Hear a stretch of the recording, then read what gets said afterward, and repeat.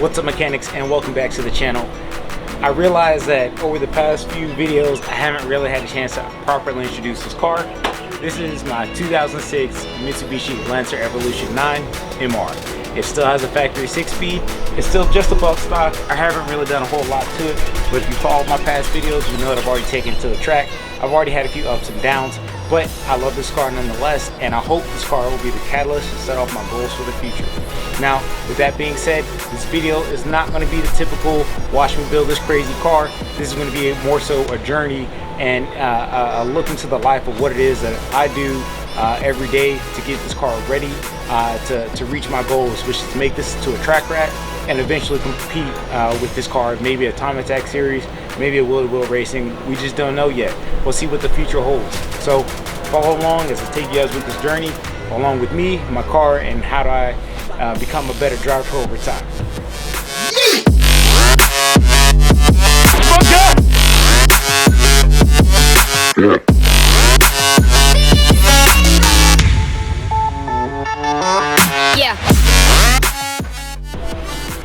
So like I said, if you're wondering why I'm kneeling in front of the car, I want to show off just a little bit of the engine bay.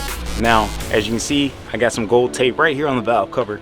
This is just purely for heat management, and that's going to be the name of the game. When you realize some of these professionally built race cars that are on the track for hours at a time, namely endurance racing or even sprint races, which could be 100 miles or so, they really don't have a ton of power. They have a lot of power relative to their class and what it is that they're doing, but across every motorsport that at least I can think of, heat management is the name of the game. So let me take you walking around with the engine bay. So like I said before, these gold pieces were just an experiment. You can see it still got the factory exhaust manifold and some aftermarket shield. I really don't know what it is. I'll be replacing that in the future, but nonetheless, this is just purely to help reflect some of the heat back towards this way. Now, what I am going to do is probably going to either wrap or polish the intake tube.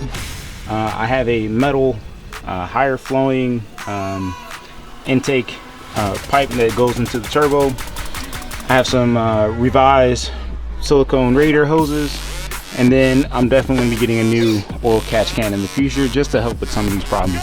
Now, if you remember my track video, I was having a lot of problems with these coils.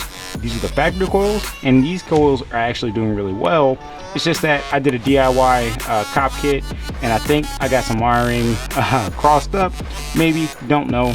Either way, it actually uncovered a lot of other problems. As you can see down in there, the throttle body is marked, and if you're an Evo guy, you'll know that what that typically means. What that typically means is that the throttle body had to be rebuilt, which is what the case was for me. Now, with that being said, you can also see in the car, I've got my racing number, and I've also got a little bit of track damage from my awning when it flew up. Now, this car is relatively stock. There's not really a whole lot going on with it. Honestly, when I say stock, I mean super stock. Down here, you can see it's got this nice wrap steering wheel. This is the only interior mod that I did, aside from posting my Hawaiian flag. And if you're wondering why I did that, if you're wondering why I posted a Hawaiian flag, well, my mother's Hawaiian, and I wanted to show it's more so a good luck thing in all of my vehicles that I drive every day. So I got the Hawaiian flag in my car, and in my daily, my truck, I got a Hawaiian flag in there too. Just my way of showing a little bit of love towards my heritage. And hopefully any of my viewers out there, if you're Hawaiian, maybe you guys can throw me some love too and tell me what else I can do for this car. Now, with that being said, I do keep a logbook in this car. All right, the logbook that I keep is just for me to keep track of my maintenance record and my track days and any shows that I go to or any other thing that I do with this car. And it started from the day I bought the car at its mileage. So with that being said, I bought the car with a ridiculous amount of miles, but this car was stock and was owned by an older gentleman who loved this car, and he absolutely took great care of it. On my initial inspection of the car, I found nothing to be wrong, nothing to be modified, and then turned back to stock. He disclosed everything that he was aware of with the car, and he had the car for almost a decade. So So I felt pretty confident in buying this car, and I didn't really have too much of an issue with how many miles it was. With my background being a mechanic and me definitely just not being afraid to just dive into projects, I didn't find it to be too much of an issue. Now, with that being said, we are going to be doing a few reliability mods that I have planned for the future, but that's future videos and future problems.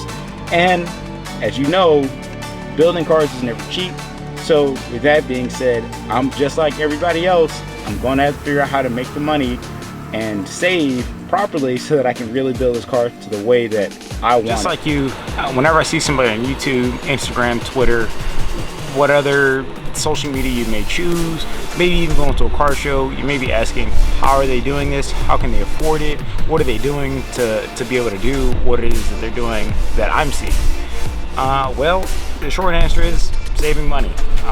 And that's going to be one of my videos.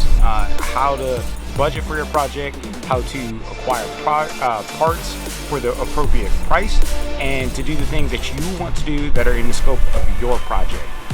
One of my biggest philosophies is to build your project for you and you alone. Even if you belong to a car club, some type of organization, so long as your car fits within those parameters, you still have the ability to put your own personality on it. As I said before, soul of the build is just more than just a saying. It's more than just saying, oh yeah, my car's got X, Y, and Z, or my truck's got X, Y, and Z. It doesn't matter about that. It's how you're able to put your personal spin.